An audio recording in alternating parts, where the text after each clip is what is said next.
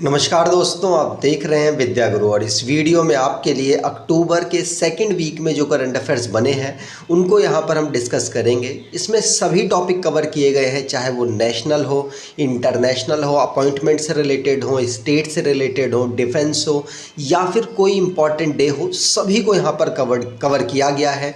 अगर आपको ये वीडियो का कंटेंट अच्छा लगे तो आपसे अनुरोध करूँगा वीडियो को लाइक कर दीजिएगा, चैनल को सब्सक्राइब कर लीजिएगा और एटलीस्ट अपने कुछ दोस्तों तक वीडियो को शेयर ज़रूर कीजिएगा। चलिए स्टार्ट करते हैं वीडियो को। वीडियो में किस प्रकार के क्वेश्चंस आपके लिए कवर किए जाएंगे उनको यहाँ पर डिस्कस कर लें। तो पहला क्वेश्चन, मतलब एक क्वेश्चन आपको यहाँ पर मिलने वाला है जो कि ओडीआई वर्ल्ड कप हो रहा है 2023 का भारत में। अब उसे कहाँ पर ऑर्गेनाइज किया गया, कब से ऑर्गेनाइज किया जाएगा, ये सारी बातें हम करने वाले हैं। साथ साथ ग्लोबल एम्बेसडर आईसीसी के द्वारा अनाउंस किया गया है, किसको किया गया है बात करेंगे। साथ साथ इंडिया का पहला सोलर रूफ साइक्लिंग ट्रैक को यहाँ पर इनॉग्रेट किया गया है, किस सिटी में बात की जाएगी। साथ साथ कंट्री जो किस देश की कंट्री का जो कांग्रेस है, पार्लियामेंट है, उसके द्वारा अबॉलिश कर दिया है इनकम टैक्स, तो उसकी बात करेंगे। कौन सा ऐसा देश है जिसने इनकम टैक्स को अबॉलिश कर दिया और मतलब बिल पेश किया है अबॉलिश करने के लिए। और फसाई जिसने किस मटेरियल पर पैकिंग को बैन कर दिया है जिससे कि कंज्यूमर्स की हेल्थ पर जो एडवर्स इफेक्ट पड़ रहा है वो पड़ना बंद हो जाए। तो कौन सा मटेरियल है बात की जाएगी। पहले एशियन मैन बने हैं जिनको international tennis hall of fame में नॉमिनेशन मिला है, तो किस देश के हैं, किस एशिया के देश के हैं, कौन है वो प्लेयर बात की जाएगी। साथ साथ इंपॉर्टेंट डेज को भी हम यहाँ पर डिस्कस करेंगे। तो चलिए स्टार्ट करते हैं वीडियो को। वीडियो में पहला क्वेश्चन आपके लिए ओडीआई वर्ल्ड कप जो आईसीसी के द्वारा ऑर्गेनाइज कराया जा रहा है उसकी बात करेंगे। ये भारत में ऑर्गेनाइज कराया जा रहा है 2023 का। याद रखिएगा, इसमें जो ग्लोबल एम्बेसडर अपॉइंट किया गया है वो भारतीय जो क्रिकेट के स्तंभ कहे जाने वाले या कह सकते हैं लिटिल मास्टर सचिन तेंदुलकर को यहाँ पर अनाउंस किया गया है। ग्लोबल एम्बेसडर, दुनिया में सबसे ज़्यादा रन इनके द्वारा ही बनाए गए, दुनिया में सबसे ज़्यादा सेंचुरीज इनके द्वारा ही बनाई गई। ये वो प्लेयर है जिन्होंने दुनिया में भारत को क्रिकेट में रिप्रेजेंट किया है। तो सचिन तेंदुलकर को आईसीसी मतलब इंटरनेशनल क्रिकेट काउंसिल जो कि दुनिया में क्रिकेट को कंट्रोल करने वाली बॉडी है, उन्होंने सचिन तेंदुलकर को ग्लोबल एम्बेसडर बनाया है। याद रखिएगा 5 अक्टूबर से इसकी ओपनिंग सेरेमनी मतलब ओपनिंग मैच हुआ जो कि अहमदाबाद में नरेंद्र मोदी स्टेडियम में कराया गया था, जो कि दुनिया का सबसे बड़ा क्रिकेट स्टेडियम है, आपको मालूम होना चाहिए। भारत में हो रहा है, सचिन तेंदुलकर यहाँ पर ग्लोबल एम्बेसडर बने। किन किन टीम के बीच में पहला मैच हुआ, तो लास्ट 2019 में वर्ल्ड कप हुआ था और 2019 में जो फाइनल खेल रही थी टीम वो थी इंग्लैंड और न्यूजीलैंड। इंग्लैंड ने वहां पर जीत दर्ज की थी, तो यहां पर इंग्लैंड और न्यूजीलैंड टीम ही पहला मैच स्टार्ट कर रही है। ध्यान रखिएगा, पूछा जा सकता है। यहां पर आप सचिन तेंदुलकर को देख सकते हैं। इंटरनेशनल क्रिकेट काउंसिल की बात हुई है जो कि दुनिया में क्रिकेट को कंट्रोल करने वाली बॉडी है। अगर इसकी बात करें तो इसको 15 जून 1909 में फाउंड किया गया था। इनिशियली इसका हेडक्वार्टर लंदन यूके में था 2005 तक। 2005 के बाद अभी तक इनका दुबई यूनाइटेड अरब एमिरेट्स में इसका हेडक्वार्टर है। 100 कंट्री इसके मेंबर हैं। ऑफिशियल लैंग्वेज इंग्लिश है। ग्रेग बार्कले जो कि न्यूजीलैंड से बिलोंग करते हैं इसके चेयरमैन हैं। डिप्टी चेयरमैन इमरान ख्वाजा जो कि पाकिस्तान से बिलोंग करते हैं और सीईओ जियोफ एलार्डिस है जो कि ऑस्ट्रेलिया से बिलोंग करते हैं। आगे बात करें, अगला क्वेश्चन, किस राज्य ने मुख्यमंत्री निर्माण श्रमिक पेंशन योजना को शुरू किया है। आंसर है यहाँ पर छत्तीसगढ़ जहाँ पर कांग्रेस शासित राज्य है, वो वहाँ के चीफ मिनिस्टर कांग्रेस पार्टी से बिलोंग करते हैं और जिनका नाम भूपेश बघेल है, उनके द्वारा यहाँ पर मुख्यमंत्री निर्माण श्रमिक पेंशन योजना स्टार्ट की गई जिसमें 60 साल और उससे जो ओल्डर ओल्डर श्रमिक हैं, ओल्डर जो मजदूर रहे हैं, उनको यहाँ पर 1500 रुपये अगले 10 साल तक पेंशन के रूप में मंथली प्रोवाइड कराई जाएगी। ये मुख्यमंत्री निर्माण श्रमिक पेंशन योजना के माध्यम से छत्तीसगढ़ में लेबर जो 60 साल से ऊपर हो चुकी है उनको यहाँ पर पेंशन देने की बात की गई है। ध्यान रखिएगा, छत्तीसगढ़ में ये हुआ। मल्लिकार्जुन खड़गे जो कि इस समय पर कांग्रेस के प्रेसिडेंट हैं, वो भी इस इवेंट पे या फिर कह सकते हैं इस घोषणा समय पर अवेलेबल थे।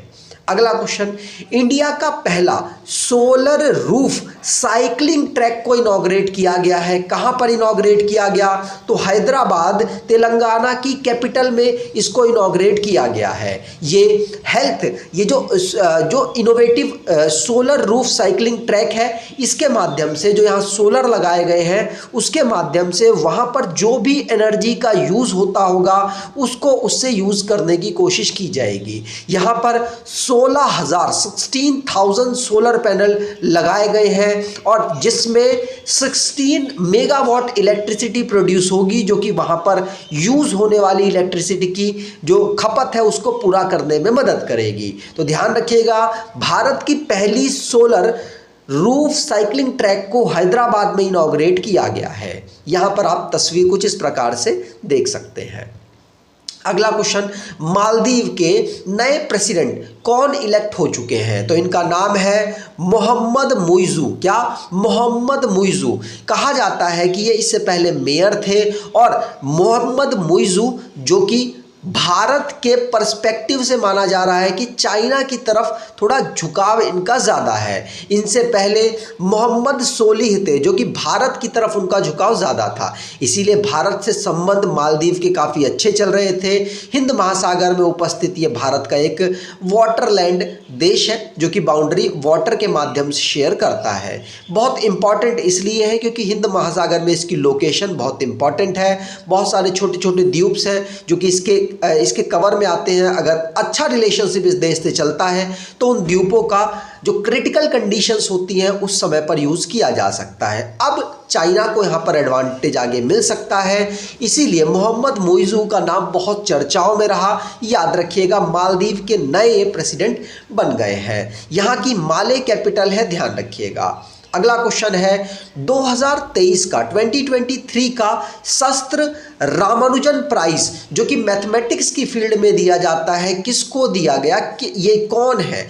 आंसर होगा ये मैथमेटिशियन रुक्जियान जांग इनका नाम है। क्या? रुक्जियान जांग, जो कि यूएसए के बार्कले कैलिफोर्निया यूनिवर्सिटी में ये असिस्टेंट प्रोफेसर के रूप में काम कर रहे हैं। इसमें प्राइज के साथ साथ प्राइज मनी के रूप में $10,000 के रूप में यहाँ पर इनको मिलेगा और मैथमेटिशियन के फील्ड में काफ़ी बड़ा अवार्ड माना जाता है, एग्जाम्स में पूछा जाता है। ध्यान रखिएगा, इनका नाम साथ साथ रुक्जियान जांग का नाम और ये शास्त्र रामानुजन प्राइज 2023 इनको मैथमेटिक्स के फील्ड में मिला है। यहाँ पर आप जांग को देख सकते हैं। अगला क्वेश्चन, कौन सा इंडियन स्टेट है जिसने जीवन का आधार आपका पौष्टिक आहार को शुरू किया है? ये एक स्कीम है जिसके माध्यम से जो बच्चे हैं, जो महिलाएं हैं, उनके न्यूट्रिशन को कंप्लीट करने की बात की जा रही है। ये किसके द्वारा? उत्तर प्रदेश के द्वारा शुरू की गई है। जीवन का आधार आपका पौष्टिक आहार, इसमें जो बच्चे हैं, प्रेग्नेंट वुमेन्स हैं और जो लैक्टेटेड मदर है, जो दूध पिलाती हुई मदर है, उनके न्यूट्रिशन को फुलफिल करने के लिए इस स्कीम के माध्यम से सरकार यहाँ पर न्यूट्रिटिव जो मील्स हैं वो प्रोवाइड कराएगी, जिससे कि हर दिन प्रोवाइड कराएगी, जिससे कि यहाँ पर बच्चों के और जो इन वुमेन्स हैं, प्रेग्नेंट वुमेन या फिर लैक्टेटेड वुमेन्स, उनको उनकी न्यूट्रिशन जो रिक्वायरमेंट है वो फुलफिल की जा सके। तो कितने साल तक के बच्चों को यहाँ पर कवर किया जाएगा? तो 0 से 6 ईयर तक के यहाँ पर बच्चों को कवर किया जाएगा, जिनको एवरीडे कुछ मील प्रोवाइड कराया जाएगा। स्कूल में कराया जा सकता है या उनके घर पर कराया जा सकता है, जो आंगनवाड़ी के माध्यम से कराया जा सकता है। बहुत सारे तरीके हैं जिसके माध्यम से उत्तर प्रदेश की सरकार यहाँ पर बच्चों और महिलाओं को न्यूट्रिशन प्रोवाइड कराने की स्कीम लॉन्च कर चुकी है। योगी आदित्यनाथ वहाँ के चीफ मिनिस्टर हैं, आनंदीबेन पटेल वहाँ की गवर्नर है। उत्तर प्रदेश की लखनऊ यहाँ की कैपिटल है। अगला क्वेश्चन, किस कंट्री की कांग्रेस मतलब किस कंट्री की पार्लियामेंट ने वहां पर अबॉलिश करने वाला बिल अप्रूव कर दिया है जो कि इनकम टैक्स को अबॉलिश करेगा, और ये अर्जेंटीना की कांग्रेस के द्वारा किया गया है। ध्यान रखिएगा, अर्जेंटीना की जो सीनेट है उसने अप्रूव कर दिया है कि अबॉलिश किया जाएगा इनकम टैक्स को। यहां पर अर्जेंटीना ये साउथ अमेरिका का एक देश है जो कि जिसकी कैपिटल ब्यूनस आयर्स है। प्रेसिडेंट यहाँ के अल्बर्टो फर्नांडेज हैं और करेंसी यहाँ की अर्जेंटीनो पेसो है। ध्यान रखिएगा, अर्जेंटीना में अनाउंस किया गया है, बिल पास किया गया है जो कि अबॉलिश करता है इनकम टैक्स को। यहाँ पर आप देख पाएंगे no middle class tax hike, मतलब इनकम टैक्स का जो प्रेशर है वो अब मिडिल क्लास में नहीं पड़ेगा। अगला क्वेश्चन, इंडिया किस रैंक पर आया है वर्ल्ड टैलेंट रैंकिंग में? तो वर्ल्ड टैलेंट रैंकिंग में भारत 4 स्पॉट फिसल गया। पिछली बार 52 पोजीशन पर था और इस बार 56 पोजीशन पर भारत रहा है। 64 इकोनॉमीज को यहाँ पर कवर किया गया है। और अगर बात करें पहली पोजीशन की तो पहली पोजीशन यहाँ पर स्विट्जरलैंड की थी, और अगर भारत की बात करें तो 56 पोजीशन पर था, और अगर लास्ट कंट्री की बात करें तो मंगोलिया इसमें लास्ट पोजीशन पर था वर्ल्ड टैलेंट रैंकिंग में। ध्यान रखेंगे, पूछा जा सकता है, आपको पता होना चाहिए। आईएमडी के द्वारा इस रिपोर्ट को, आईएमडी वर्ल्ड कॉम्पिटिटिवनेस सेंटर के द्वारा इस रिपोर्ट को जारी किया गया। ठीक, अगला क्वेश्चन, कौन सा ऐसा डिस्ट्रिक्ट है बिहार का जहां पर बिहार का सेकंड टाइगर रिजर्व इस्टेब्लिश किया जाएगा? आंसर है ये किया जा रहा है कहां पर? कैमूर डिस्ट्रिक्ट में। और जो सेंचुरी है, जो टाइगर रिजर्व है, इसका नाम क्या है? तो कैमूर वाइल्ड लाइफ सेंचुरी इसका नाम है। इससे पहले कौन सी वाइल्ड लाइफ सेंचुरी या टाइगर रिजर्व अवेलेबल है बिहार में? तो बिहार में इससे पहले वाल्मीकि टाइगर रिजर्व अवेलेबल था वेस्ट चंपारण डिस्ट्रिक्ट में। अब बिहार का second tiger reserve Kaimur district में यहाँ पर डेवलप किया जा रहा है जो कि कैमूर वाइल्ड लाइफ सेंचुरी के नाम से जाना जाएगा। 2024 तक लगभग ये इस्टेब्लिश हो जाएगा। उसके बाद 2 बिहार में टाइगर रिजर्व अवेलेबल होंगे, एक होगा वाल्मीकि टाइगर रिजर्व और एक कैमूर वाइल्ड लाइफ सेंचुरी या कैमूर टाइगर रिजर्व। ध्यान रखिएगा, इसकी अनाउंसमेंट, इसको अप्रूवल दे दिया गया है national tiger reserve conservation authority ने। ध्यान रखिएगा, पूछा जा सकता है। बिहार आपको पता है ये भारत के 3 राज्यों के साथ बाउंड्री टच करता है और इंटरनेशनल बाउंड्री इसकी नेपाल के साथ लगती है, जो कि नेपाल के साथ बाउंड्री 5 राज्यों की लगती है। सबसे लंबी बाउंड्री बिहार ही है जो कि नेपाल के साथ बाकी राज्यों के कंपेयर में लगाता है। आगे बात करें, अगला क्वेश्चन, अर्थक्वेक अलर्ट सिस्टम किस कंपनी ने एंड्रॉयड स्मार्टफोन में भारत में प्रोवाइड कराया है? तो भारत में एंड्रॉयड फोन अगर आप यूज करते हैं तो आपको अर्थक्वेक अलर्ट सिस्टम यहाँ पर मिल जाएगा, और ये गूगल के द्वारा यहाँ पर अर्थक्वेक अलर्ट सिस्टम प्रोवाइड कराया गया है एंड्रॉयड स्मार्टफोन यूजर है जो इंडिया में। यहाँ पर इन्होंने कोलैबोरेशन किया है नेशनल डिजास्टर मैनेजमेंट अथॉरिटी और नेशनल सिस्मोलॉजी सेंटर के साथ। इन तीनों के कोलैबोरेशन के माध्यम से भारत का एंड्रॉयड यूजर पर्सन उनको यहाँ पर मिल जाएगा अर्थक्वेक अलर्ट सिस्टम, जिससे कि उनको पता चल पाएगा कि अर्थक्वेक आया था, हमको क्या क्या सेफ्टी इस समय पर एहतियात रखनी है। आगे बात करें, अगला क्वेश्चन यहाँ पर गूगल ने किया है, तो गूगल के बारे में रिवाइज कर लेते हैं। गूगल को फॉर्म किया गया था 4 सितंबर 1998 को लैरी पेज और सर्जियो ब्राइन के द्वारा। कैलिफोर्निया में इसका हेडक्वार्टर है। सीईओ सुंदर पिचाई है और रूट परोट यहाँ के CFO है। अगर पेरेंट कंपनी की बात करें तो अल्फाबेट इंक्रीमेंट इसकी पेरेंट कंपनी है। अगला क्वेश्चन है कि स्वच्छता ट्रेन जो कि स्वच्छता पखवाड़े का एक पार्ट है, एक इनिशिएटिव का पार्ट है, इसको किसके द्वारा लॉन्च किया गया है? तो अहमदाबाद म्युनिसिपल कॉरपोरेशन के द्वारा स्वच्छता ट्रेन इनिशिएटिव को स्वच्छता पखवाड़े के एज पार्ट लॉन्च किया गया है। इसमें यहाँ पर भारत में प्रधानमंत्री मोदी जी की लीडिंग में स्वच्छता को प्रमोट करने के लिए स्वच्छता ही सेवा नाम से कैंपेन, या कह सकते हैं स्वच्छता पखवाड़ा नाम से एक इनिशिएटिव लॉन्च किया गया, जिसमें सभी कर्मचारियों ने यहाँ पर भाग लिया। उसमें साफ सफाई को यहाँ पर प्रमोट करने की बात की गई। यहाँ पर अहमदाबाद म्युनिसिपल कॉरपोरेशन ने स्वच्छता ट्रेन नाम से एक इनिशिएटिव चलाया जो कि सबसे ज़्यादा चर्चाओं में रहा, इसीलिए हमको इसे पढ़ना चाहिए। अगला क्वेश्चन है फसाई के द्वारा अब पैकिंग के लिए उनके द्वारा इंस्ट्रक्ट किया गया है कंज्यूमर्स और सेलर दोनों को कि अब आप रोक देंगे यूज़ करना पैकिंग, सर्विंग और स्टोरिंग करना उस चीज़ में, किसमें, न्यूज़पेपर में आप कोई भी चीज़ पैक नहीं कर सकते। न्यूज़पेपर में आप किसी को पकौड़े वगैरह जब रास्ते पे आप खाते हुए देख लेते होंगे वो नहीं कर सकते। साथ साथ न्यूज़पेपर का यूज़ आप खाने के मटेरियल को, खाने के आइटम्स को स्टोर करने के लिए नहीं कर सकते, क्योंकि उसमें जो इंक यूज़ होती है उसमें मेटल यूज़ होता है और मेटल गर्म खाने में चिपक जाता है। उसके बाद अगर आप उसको इनटेक करते हैं, खाना उसको खाते हैं, तो मेटल आपके अंदर जाकर आपको बहुत सारी बीमारियों से ग्रसित कर सकता है। इसीलिए उसमें लेड भी होता है और बहुत सारे अनदर मेटल्स होते हैं जो कि आपकी हेल्थ को डैमेज कर सकते हैं।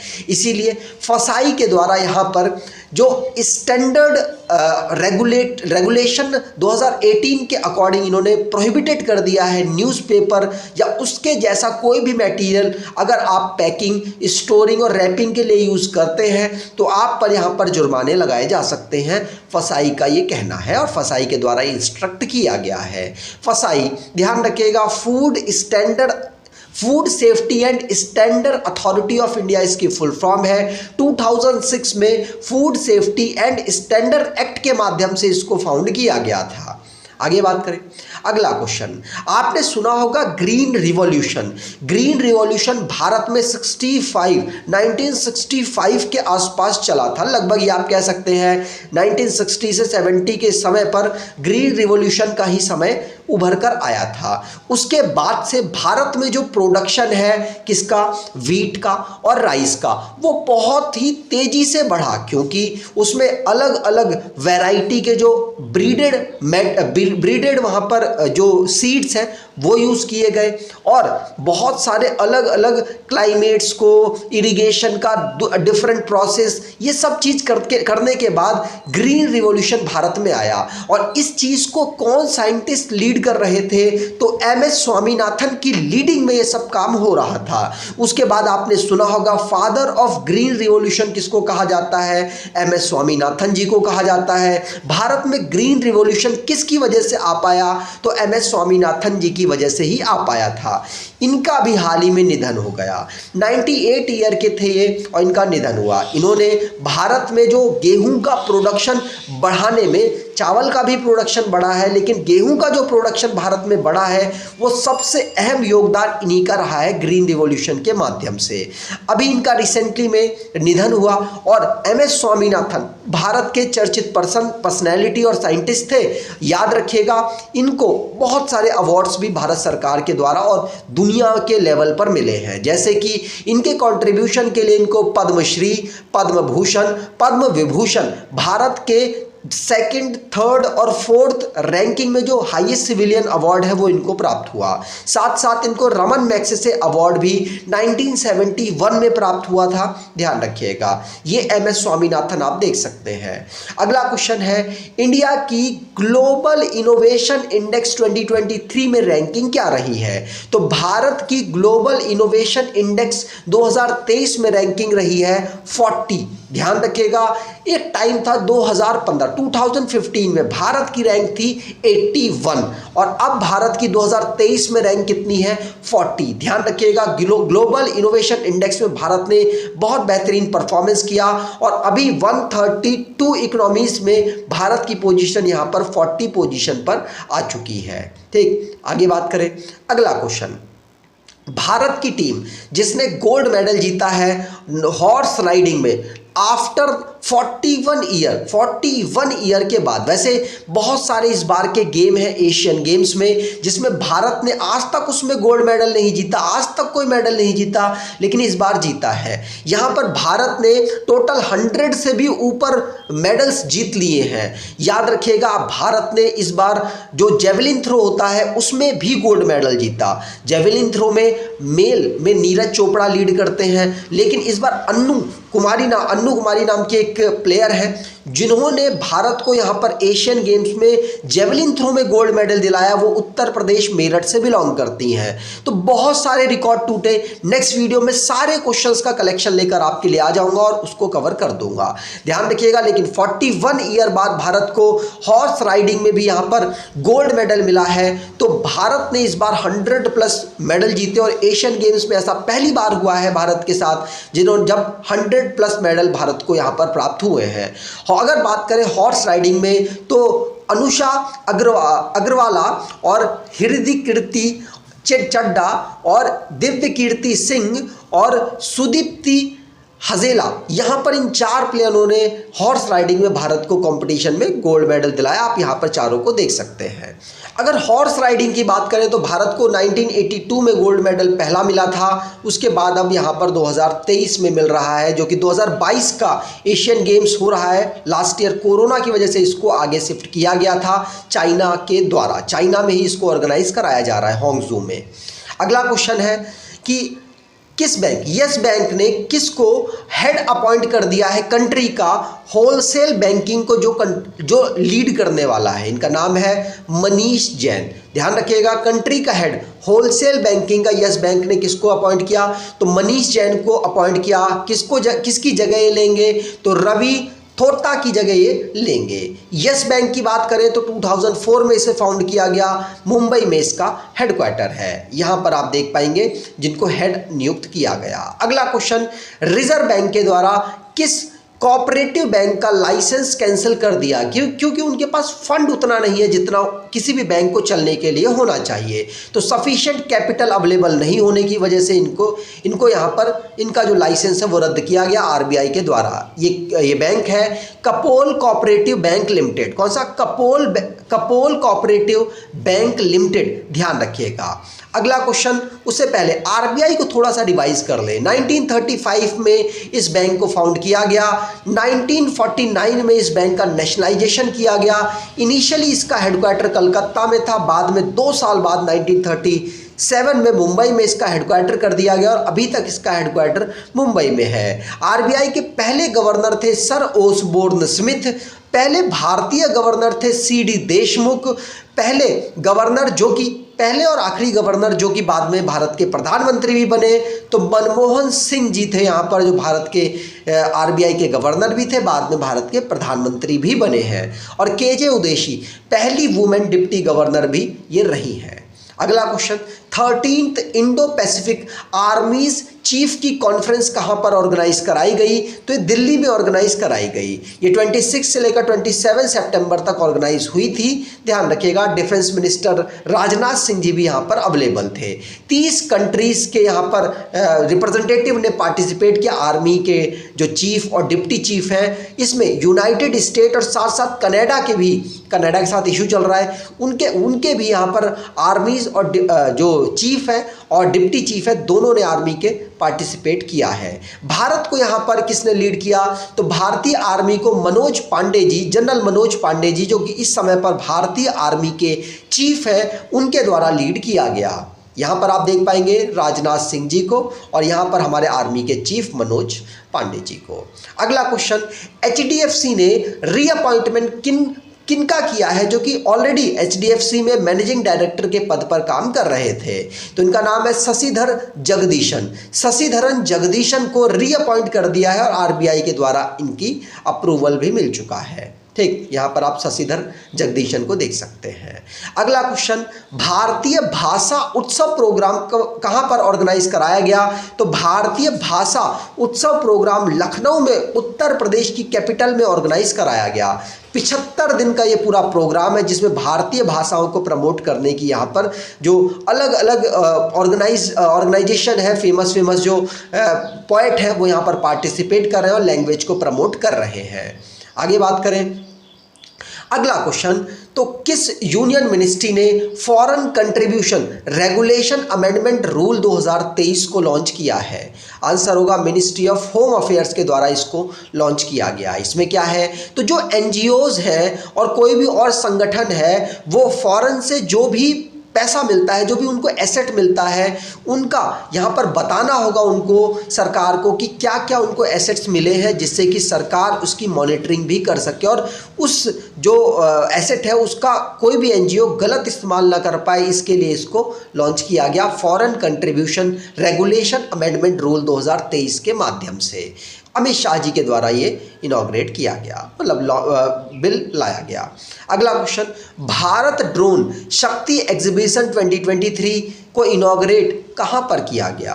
आंसर होगा ये उत्तर प्रदेश के हिंडन एयरबेस में किया गया है। ध्यान रखिएगा, जो भारत ड्रोन शक्ति एग्जीबिशन 2023 है ये हिंडन एयरबेस उत्तर प्रदेश में राजनाथ सिंह जी के द्वारा किया गया है। इसमें भारत की जो एयरफोर्स है और drone federation of India participate कर रही हैं और यही दोनों मिलकर इसको ऑर्गेनाइज करा रही हैं। ठीक, अगला क्वेश्चन, तो highest green certified office space Bharat में कहां पर है? और ये सिटी ने यहां पर क्लेम किया है कि हमारे यहां पर सबसे ज़्यादा ग्रीन ऑफिस स्पेस अवेलेबल है और ये बेंगलुरु ने यहाँ पर क्लेम किया है। ये रिपोर्ट में भी कहा गया है, CBRECII रिपोर्ट के माध्यम से भी बताया गया कि बेंगलुरु में सबसे ज़्यादा ग्रीन ऑफिसेस अवेलेबल है भारत के अनदर सिटी के कंपेयर में। अगला question, press trust of India के चेयरमैन किसको इलेक्ट किया गया है? तो KN संत कुमार को, किसको? KN संत कुमार को प्रेस ट्रस्ट ऑफ इंडिया का चेयरमैन नियुक्त किया गया है। नई दिल्ली में इसका हेडक्वार्टर है। अगला क्वेश्चन, जो संकल्प सप्ताह है प्रधानमंत्री मोदी जी के द्वारा इसको इनॉग्रेट किया गया, लॉन्च किया गया, इसका मेन ऑब्जेक्टिव क्या है? तो ब्लॉक लेवल पर जो भारत के रिप्रेजेंटेटिव हैं अलग अलग ब्लॉक लेवल पर, उनकी यहाँ पर गवर्नेंस को बेहतर करना मेन यहाँ पर लक्ष्य रखा गया है, जिससे कि इम्प्रूव किया जा सके गवर्नेंस ब्लॉक लेवल पर, और उनको प्रमोट भी किया गया। तो भारत के प्रधानमंत्री मोदी जी के द्वारा संकल्प सप्ताह को लॉन्च किया गया जिसका मेन ऑब्जेक्टिव इम्प्रूव करना है ब्लॉक लेवल पर जो गवर्नेंस है उनको। अगला क्वेश्चन, यहाँ पर आप उस जो ऑर्गेनाइज कराया गया था ब्लॉक लेवल पर मीटिंग को, उसको आप देख सकते हैं। अगला क्वेश्चन, पहले एशियन मैन ऐसे कौन बने हैं जिनको international tennis hall of fame में नॉमिनेशन मिला है? तो भारत के ये प्लेयर है, इनका नाम है लिएंडर पेस टेनिस के भारतीय प्लेयर हैं जिन्होंने भारत का नाम बहुत आगे बढ़ाया है टेनिस की फील्ड में, और इनको ही international tennis hall of fame में नॉमिनेशन मिला है। ध्यान रखिएगा, पूछा जा सकता है लिएंडर पेस को।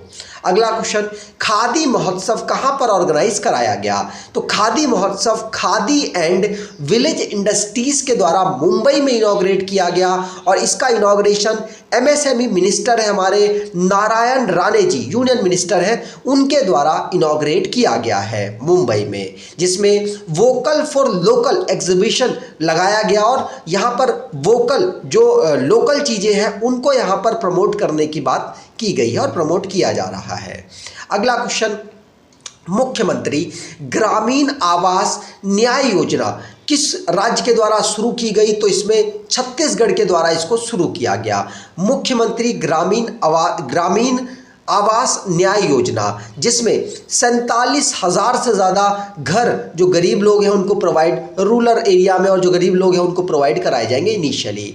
इसे तो प्रधानमंत्री आवास योजना 2021 में जो लॉन्च हुई थी, छत्तीस गवर्नमेंट का कहना है कि वो फेल होने की वजह से हमने मुख्यमंत्री ग्रामीण आवास न्याय योजना को शुरू किया है, क्योंकि उनके राज्य को यहाँ पर इसके जो प्रधानमंत्री आवास योजना है उसके माध्यम से जो फंड मिलना था वो नहीं मिल पाया, इसीलिए हमने अपनी जो स्कीम है, योजना है, उसको लॉन्च कर दिया है। ठीक, प्रधानमंत्री आवास योजना के फेल होने की वजह से ऐसा किया गया। बिहार में रिसेंटली में सेंसस हुआ है। बिहार में कास्ट बेस्ड सेंसस कराया गया, जहां पर टोटल इस्लाम की पॉपुलेशन 2.31 करोड़ और लगभग उनके यहाँ पर 14 से 15 करोड़ लोग यहाँ पर टोटल मतलब सेंसस में निकल कर आए हैं। अगर अलग अलग रिलीजन, क्योंकि कास्ट बेस्ड सर्वे हुआ है तो हमें अलग अलग रिलीजन के परसेंटेज देख लेने चाहिए। तो हिंदू, जिनको लगभग 82% यहाँ पर सेंसस में बताया गया कि हिंदू फॉलो करने वाले लोग हैं, इस्लाम को फॉलो करने वाले 17.7% लोग हैं, आगे मैंने नंबर में भी लिख रखे हैं, और क्रिश्चियन फॉलो करने वाले 0.057%, सिख फॉलो करने वाले, बिहार की बात हो रही है यहाँ पर, 0.011%, बुद्धिज्म फॉलो करने वाले 0.085%, जैन फॉलो करने वाले 0.0096%, और दूसरा रिलीजन कोई जो फॉलो करने वाले हैं वो 0.1274%, और कोई रिलीजन जो नहीं फॉलो करते वो 0.0016% लोग हैं। यहाँ पर आप पूरा बिहार का सर्वे देख सकते हैं, जो कि कास्ट बेस्ड सर्वे हुआ था। अगला क्वेश्चन, ऐसी कौन सी टीम है जिसने T20 फॉर्मेट में इंटरनेशनल क्रिकेट खेलते हुए सबसे ज़्यादा रन का रिकॉर्ड बना दिया है? और ये टीम कोई और नहीं, नेपाल, भारतीय पड़ोसी टीम है नेपाल। नेपाल ने 20-20 ओवर के मैच में 314 रन एक पारी में बना दिए हैं। ये अपने में ही एक अलग रिकॉर्ड है और इन्होंने सभी टीमों का रिकॉर्ड तोड़ दिया। इन्होंने ये जो रन है ये मंगोलिया के खिलाफ खेलते हुए बनाए हैं। इससे पहले ये रिकॉर्ड अफगानिस्तान के पास था, जिन्होंने 278 रन बनाए थे 2019 में T20 में, और इससे पहले चेक रिपब्लिक ने भी 278 रन बनाए थे, जो कि हाईएस्ट रिकॉर्ड था T20 में रन बनाने का। अब नेपाल ने सबसे ज़्यादा रन T20 फॉर्मेट में 314 रन बना दिए हैं। ठीक, और इसको बनाने के लिए फास्टेस्ट सेंचुरी भी उनके किसी प्लेयर ने मारी है। वो कौन है? तो उनका नाम है कुशाल मल्ला। कौन? कुशाल मल्ला। ये नेपाल के प्लेयर हैं जिन्होंने 34 बॉल खेलकर 100 रन बना दिए। मंगोलिया के खिलाफ ही, सिंपल सी बात है, ये बनाएंगे। इनसे पहले इन्होंने डेविड मिलर और रोहित शर्मा का रिकॉर्ड तोड़ दिया है। डेविड मिलर साउथ अफ्रीका के प्लेयर है जिन्होंने 35 बॉलों में 100 रन बनाए थे, और रोहित शर्मा ने 35 बॉलों में ही श्रीलंका के खिलाफ 100 रन बनाए थे। अब जो कुशाल मल्ला है, इन्होंने रिकॉर्ड तोड़ दिया और 34 बॉल खेलकर 100 रन बना दिए। क्वेश्चन है कि 28th डीजी कौन बने हैं बॉर्डर रोड ऑर्गेनाइजेशन के? तो बॉर्डर में जो भी जगह है, पहाड़ी इलाके हैं, वहाँ पर रोड और कंस्ट्रक्शन का काम करने वाली ये एक ऑर्गेनाइजेशन है। इंडियन आर्मी के जो ऑफिसर्स हैं वो इसमें काम करते हैं। और बॉर्डर रोड ऑर्गेनाइजेशन जिसके 28वें नंबर के डीजी बने हैं general Raghu Srinivasan, lieutenant general Raghu Srinivasan. याद रखिएगा, नाम पूछा जा सकता है इन्होंने किसकी जगह ली है, तो लेफ्टिनेंट जनरल राजीव चौधरी की जगह इन्होंने ली है। ठीक, यहाँ पर आप देख पाएंगे जनरल श्रीनिवासन को। अगला क्वेश्चन, जो जम्मू एंड कश्मीर है वहाँ पर 100% ODF हो चुका है, ODF प्लस हो चुका है। ODF मतलब ओपन डिफिकेशन फ्री, मतलब खुले में शौच मुक्त। जो यूनियन टेरिटरी है वहाँ के सारे गांव ODF हो चुके हैं, खुले में शौच मुक्त हो चुके हैं। ध्यान रखिएगा, 100% जो गांव है, 6650 गांव हैं जम्मू कश्मीर में, वो ODF हो चुके हैं, खुले में शौच मुक्त हो चुके हैं। ध्यान रखिएगा। अगला question, doctor BR Ambedkar ji की जो स्टैचू है भारत से बाहर जो लार्जेस्ट स्टैचू है, कहाँ पर अनवील किया गया? अनवील 14 अक्टूबर को किया गया, और ये यूनाइटेड स्टेट में किया जाएगा। ध्यान रखिएगा, 14 अक्टूबर को यूनाइटेड स्टेट में बनकर तैयार है। 19 फुट स्टैचू है ये अंबेडकर जी का, जिसका नाम स्टैचू ऑफ इक्वलिटी रखा गया है। ध्यान रखिएगा, यूनाइटेड स्टेट जिसकी capital Washington DC, Joe Biden यहाँ के प्रेसिडेंट, और वाइस प्रेसिडेंट कमला हैरिस हैं, जो भारतीय मूल की हैं। यहाँ पर आप अंबेडकर जी की मूर्ति, स्टैचू को देख सकते हैं। अगला क्वेश्चन, कोंग थोंग ये एक विलेज है जिसको best tourism village bronze award 2023 मिला है, और ये विलेज मेघालय राज्य का एक विलेज है जो कि ईस्ट खासी हिल पर सिचुएटेड है। इसको नेशनल टूरिज्म अवार्ड में ब्रॉन्ज मेडल प्राप्त हुआ है। इसमें 7 लाख रुपए और भी अवार्ड मनी इनको प्राप्त होगी। ठीक, आगे बात करें। अगला question, second north east state कौन है अरुणाचल प्रदेश के बाद जिसने ई कैबिनेट सिस्टम को अपने यहाँ पर इंट्रोड्यूस कर दिया है? ये है त्रिपुरा। सेकंड तो ये नॉर्थ ईस्ट का है, लेकिन अगर पूरे भारत की बात करेंगे तो पूरे भारत में ये फोर्थ है। कौन सा? Fourth state. इनसे पहले उत्तराखंड, उत्तर प्रदेश और अरुणाचल प्रदेश, ये 3 राज्य ऑलरेडी अपने यहाँ पर ई कैबिनेट सिस्टम को इंट्रोड्यूस कर चुके हैं। अब त्रिपुरा के द्वारा भी इसको इनॉग्रेट किया गया, मानिक शाह जी के द्वारा अनाउंस किया गया, जो कि यहाँ के चीफ मिनिस्टर हैं। आगे बात करें तो स्टेट बैंक ऑफ इंडिया ने अपने चेयरमैन का कार्यकाल 1 साल के लिए एक्सटेंड कर दिया है, जिनका नाम है दिनेश खारा। कौन है ये? एसबीआई के चेयरमैन हैं, ध्यान रखिएगा। एसबीआई को कब फाउंड किया गया? तो 1955 में इंपीरियल बैंक को एसबीआई बैंक के रूप में चेंज किया गया है। मुंबई महाराष्ट्र में इसका हेडक्वार्टर है। ठीक, दिनेश खारा आप देख पाएंगे।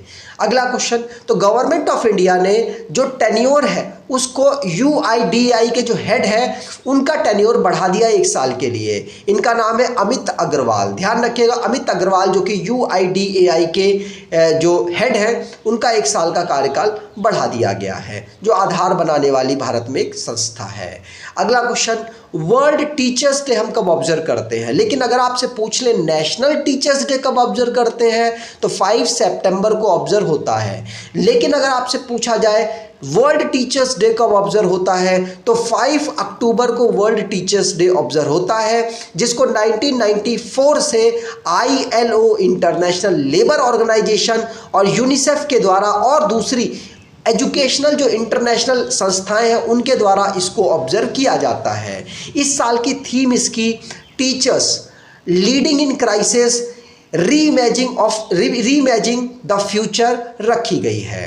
ठीक, अगला क्वेश्चन है वर्ल्ड हैबिटेट डे हम कब ऑब्जर्व करते हैं? तो वर्ल्ड हैबिटेट डे हम 1 मंडे ऑफ अक्टूबर को ऑब्जर्व करते हैं, जो इस बार 2 अक्टूबर को पड़ा था। तो वर्ल्ड हैबिटेट डे हम कब? 1 मंडे ऑफ अक्टूबर को ऑब्जर्व करते हैं हर साल। इस साल की इसकी theme resilience urban economies cities as drivers of growth and recovery रखी गई है। तो उम्मीद करता हूँ आपको ये वीडियो अच्छी लगी होगी। अगर आपको ये वीडियो अच्छी लगी है तो आपसे अनुरोध करूँगा वीडियो को लाइक कर दीजिएगा, चैनल को सब्सक्राइब कर लीजिएगा। अगर आपको ये वीडियो अच्छी लगे तो अपने दोस्तों तक शेयर ज़रूर कीजिएगा। धन्यवाद।